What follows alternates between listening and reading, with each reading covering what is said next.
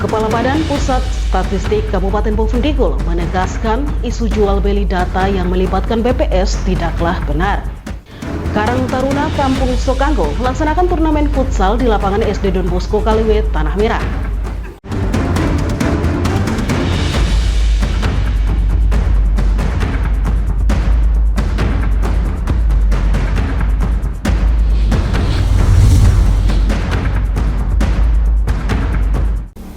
Halo, selamat pagi Bapak Mama dan Saudara dong semua.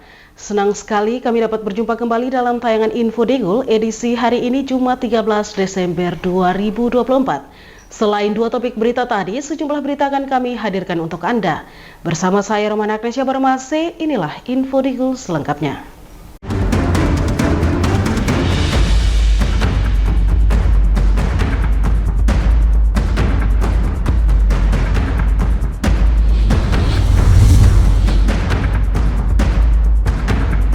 Saudara, kita ke berita yang pertama. Badan Pusat Statistik Bovendigul menggelar fokus grup diskusi dengan tema internalisasi pelayanan publik dan evaluasi pembinaan statistik sektoral. Kegiatan ini dihadiri perwakilan dari berbagai instansi pemerintah dan pemangku kepentingan di daerah ini.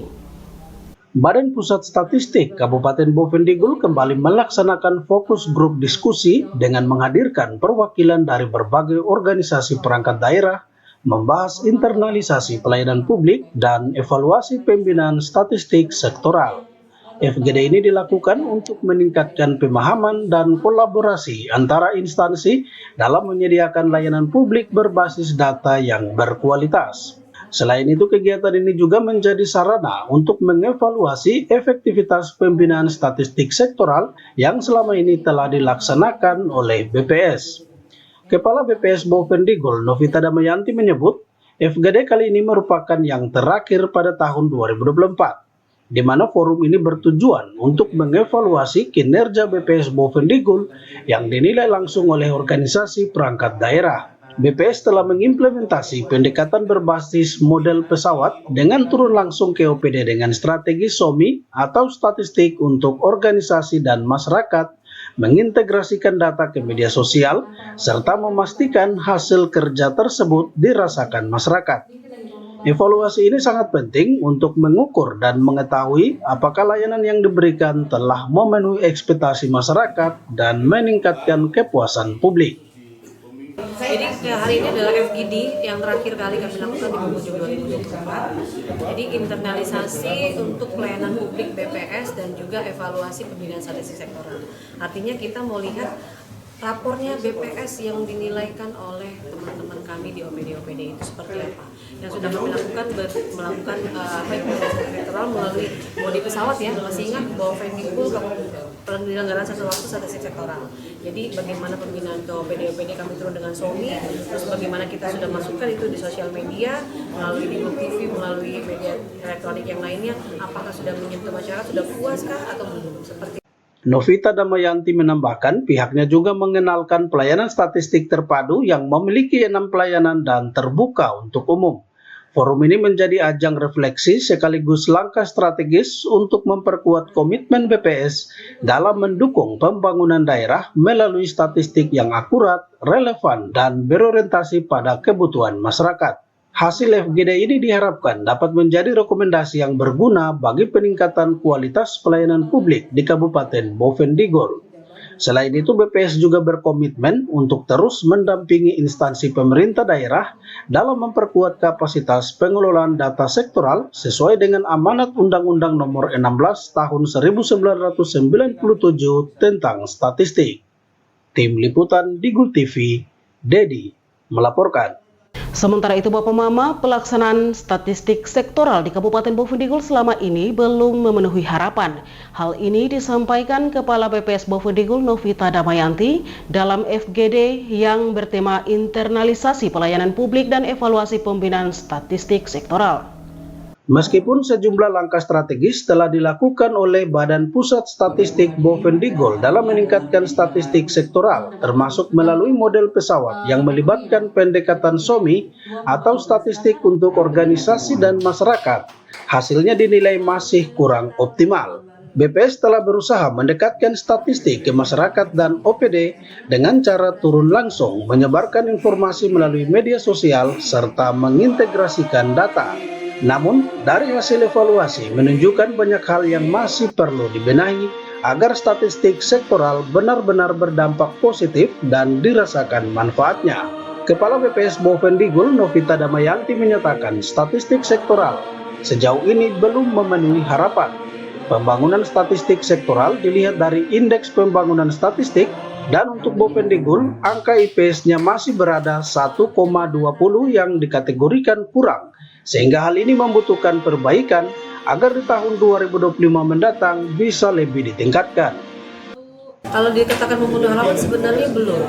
Malah mungkin agak sedih juga saya ya, karena keberhasilan pembangunan statistik sektoral itu kan dilihat dari nilai IPS-nya, indeks pembangunan statistiknya, dan angka kita masih 1,2, belum beranjak dari situ, masih di kategori kurang. Artinya kegiatan yang kita majukan untuk kontestasi nasional di tingkat pemerintah kabupaten kota seluruh Indonesia itu masih bernilai kurang.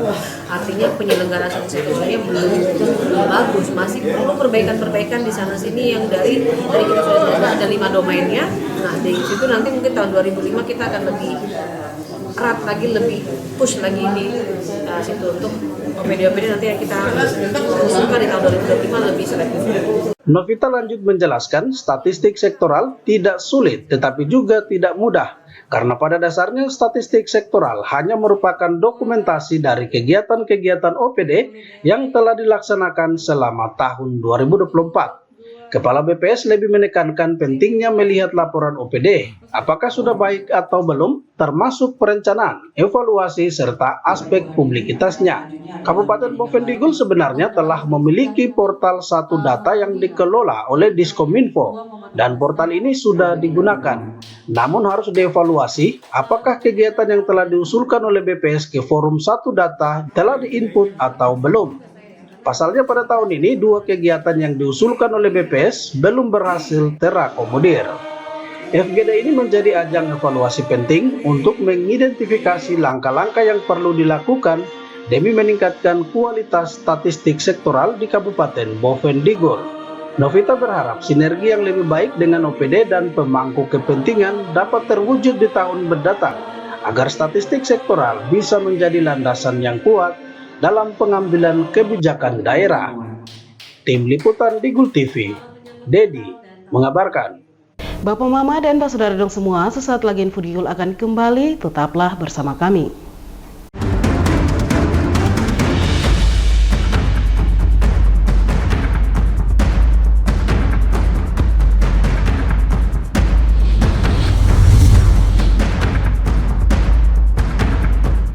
Pastikan untuk selalu menjaga kerahasiaan data pribadi Anda. Hindari untuk mengumbar data pribadi Anda. Biasakan untuk membaca syarat dan ketentuan dari setiap aplikasi yang digunakan. Hindari tautan atau situs yang mencurigakan, karena kebocoran data pribadi berpotensi untuk digunakan dalam tindak kejahatan perbankan. Mungkin Anda belum pernah mengalaminya, tapi banyak di antara kita yang sudah menjadi korban. Cermat, kritis, dan lindungi data pribadi Anda. Perkembangan teknologi yang kian melesat mendorong pengguna internet dan media sosial di berbagai belahan penjuru dunia meningkat, tidak terkecuali dengan pengguna internet di Indonesia yang setiap tahun terus tumbuh secara signifikan. Keberadaan internet, terutama media sosial, telah memberikan banyak kemudahan dalam mendapatkan akses informasi, komunikasi, dan hiburan. Namun, selain manfaat positif, kehadiran internet pun turut mengundang berbagai kemungkinan masalah. Agar terhindar dari penyalahgunaan media sosial, mari kita belajar cara menggunakan media sosial secara bijak.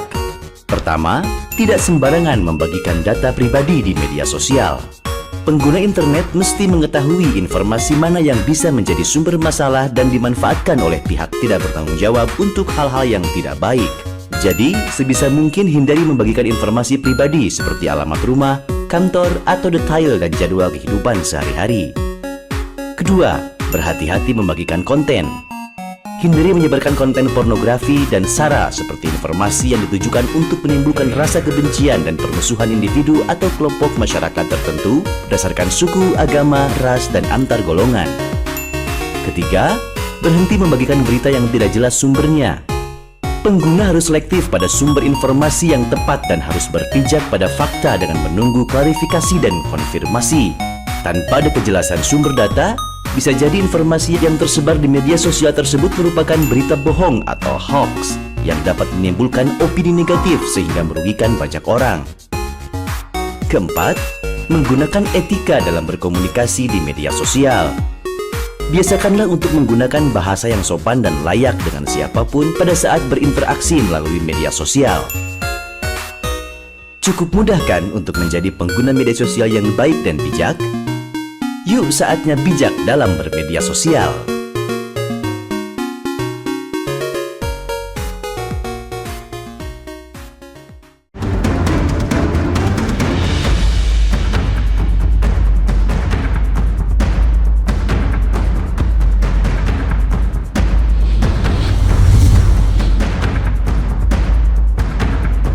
Terima kasih saudara, Anda masih bersama kami. Kita kembali ke info selanjutnya.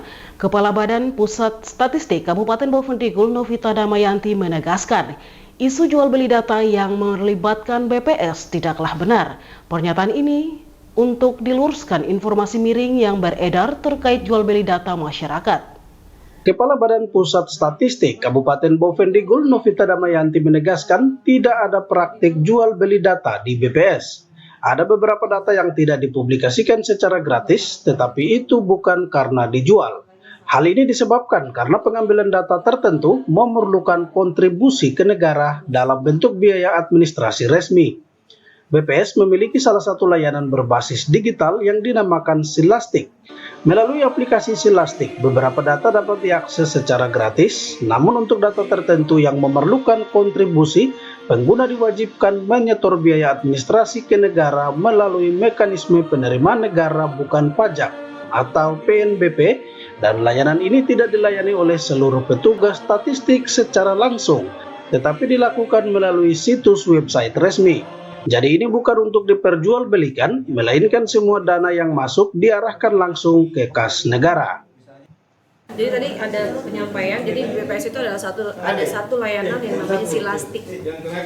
Silastik.bp.bp ini itu websitenya. Jadi kita melayani, jadi ada beberapa data-data yang sebenarnya kita tidak bisa open secara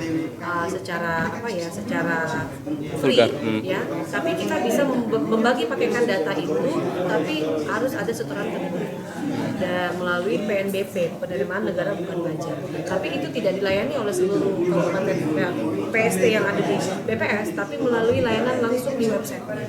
Jadi bukan perjualbeli data, tapi itu adalah data yang akan kita jual, tapi dananya itu akan masuk ke rekening negara, kas negara langsung. Kepala BPS Bovendigul menambahkan, dalam pengambilan data melalui Silastik, semua orang bisa mengakses tetapi memiliki syarat yang telah ditentukan, seperti memiliki surat permintaan data. Novita juga menegaskan pihaknya tetap berkomitmen untuk menyediakan data yang akurat dan transparan kepada masyarakat. Masyarakat harus bisa memahami mekanisme ini sebagai bagian dari upaya negara untuk menjaga integritas data yang dikelola oleh BPS. Novita Damayanti meminta masyarakat bijak dalam menerima informasi dan tidak ragu untuk mengkonfirmasi langsung kepada pihak BPS jika ada keraguan atau pertanyaan terkait penyediaan data. BPS terbuka untuk klarifikasi jika ada pihak yang merasa bingung atau memiliki pertanyaan. BPS adalah lembaga negara yang bekerja untuk kepentingan publik dan akan terus menjaga transparansi dalam setiap pelayanan yang diberikan. Tim Liputan Digul TV, Dedi melaporkan. Bapak, Mama, dan Pak Saudara dong semua, kita beralih ke berita lainnya. Karang Taruna Kampung Sokanggo melaksanakan turnamen futsal di lapangan SD Don Bosco Kaliwet, Tanah Merah. Turnamen futsal tersebut merupakan yang pertama kali dilaksanakan dalam rangka memperingati Hari Ulang Tahun Karang Taruna yang pertama. Memperingati Hari Ulang Tahun Karang Taruna Kampung Sokanggo, panitia melaksanakan turnamen futsal untuk pertama kalinya yang dipusatkan di lapangan SD Don Bosco Kaliwet, Tanah Merah. Turnamen ini diikuti oleh seluruh masyarakat, terutama para pemuda dari RT 1 sampai dengan 16 yang berada di Kampung Sokanggo. Namun yang mendaftar hanya 12 RT, sementara 4 RT lainnya tidak mengikuti lomba yang diselenggarakan oleh Karang Taruna. Lomba ini memiliki kriteria batasan usia yakni 12 sampai dengan 25 tahun. Turnamen yang pertama kalinya dilaksanakan ini mendapat dukungan dari masyarakat dan mereka sangat antusias untuk memeriahkannya. Ketua Panitia Yosep Kimko mengatakan Karang Taruna Kampung Sokanggo merayakan hari ulang tahunnya yang pertama dengan menggelar futsal Karang Taruna Cup 1. Diakui pelaksanaan perayaan ini sempat ditunda hingga pada momen 11 Desember kemarin baru dilaksanakan. Target pelaksanaan kegiatan selama 6 hari dengan babak penyisian 4 hari, semifinal 1 hari, dan final 1 hari. Kami Karang Taruna memperingati hari ulang tahun sebenarnya yang pertama. Makanya di sini kami membuat bahwa turnamen futsal Karang Taruna Cup 1. Jadi ini ulang tahun yang pertama kali kita buat Karang Taruna. Kami sudah molor sudah sekitar 2 tahun ya. Seperti itu pas momennya hari ini sudah tanggal 11 Desember 2024 kami buat ulang tahun Karang Taruna yang pertama. Yaitu dalam bentuk pertandingan futsal. Tapi untuk batas usia 25 sampai ke bawah. 25 sampai batas kelas 6. Seperti itu. Ini pertandingannya berapa hari? Targetnya 6 hari. Pengisian 4 hari, semifinal 1 hari, final 1 hari lagi, jadi semua 6 hari. Targetnya terima kasih. Ketua Panitia berharap kedepannya selain dari kampung, kegiatan positif semacam ini harus mendapat dukungan dari pemerintah daerah. Karena melalui kegiatan ini dapat mengantar generasi muda menjadi atlet dan mengurangi kegiatan negatif yang dapat merusak moral generasi muda Bovendigul. Tim Liputan Digul TV, Anis melaporkan. Bapak Mama dan Saudara dong semua, sesaat lagi Info Digul akan kembali, tetaplah bersama kami.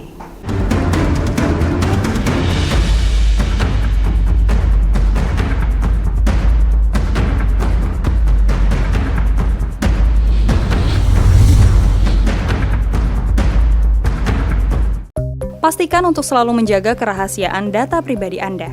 Hindari untuk mengumbar data pribadi Anda. Biasakan untuk membaca syarat dan ketentuan dari setiap aplikasi yang digunakan. Hindari tautan atau situs yang mencurigakan, karena kebocoran data pribadi berpotensi untuk digunakan dalam tindak kejahatan perbankan. Mungkin Anda belum pernah mengalaminya, tapi banyak di antara kita yang sudah menjadi korban.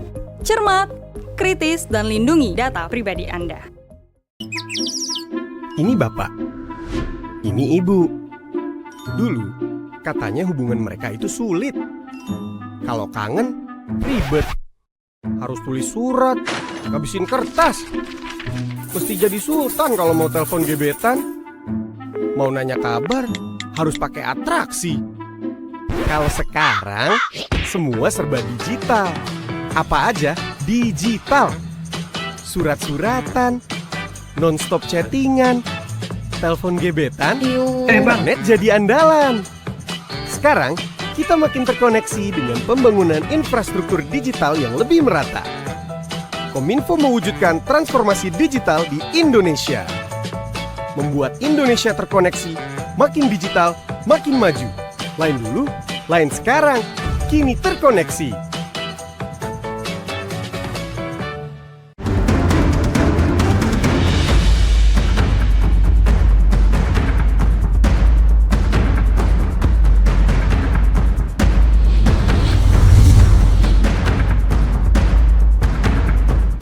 Terima kasih saudara, Anda masih bersama kami. Dinas Pemberdayaan Perempuan dan Perlindungan Anak Bovendigul melaksanakan kegiatan pengembangan komunikasi informasi dan edukasi pemenuhan hak anak bagi lembaga penyedia layanan dalam meningkatkan kualitas hidup anak di daerah. Kegiatan pengembangan komunikasi, informasi, dan edukasi pemenuhan hak anak bagi lembaga penyedia layanan ini dilakukan untuk memberikan pemahaman kepada anak-anak tentang dampak yang dapat ditimbulkan saat menggunakan HP Android dalam bermedia sosial. Kegiatan ini pun dilakukan dengan menggandeng Diskominfo Bovendigul yang ikut memberikan penjelasan tentang bermedia sosial yang baik dengan menghindari akun-akun hoaks yang dapat merugikan masa depan anak. Kepala Bidang Pemenuhan Hak Anak dan Perlindungan Khusus Anak, Dinas Pemberdayaan Perempuan dan Perlindungan Anak Bovendigul mengatakan, kegiatan tersebut bertujuan memberikan pemahaman kepada anak-anak tentang bagaimana menggunakan gadget atau HP Android yang dapat membawa dampak positif maupun negatif. Diakui Vera, kegiatan ini dilakukan karena pernah terjadi penyalahgunaan HP di salah satu sekolah tertentu, sehingga Dinas Pemberdayaan Perempuan dan Perlindungan Anak membuat suatu program yang bisa mengedukasi anak-anak, di mana lokus kegiatan tidak hanya pada sekolah-sekolah, melainkan juga pada kelompok masyarakat, khususnya pada anak-anak yang berada di lingkungan gereja, agar dapat menggunakan HP dan bermedia sosial dengan baik dan benar. Tujuan diadakan pelaksanaan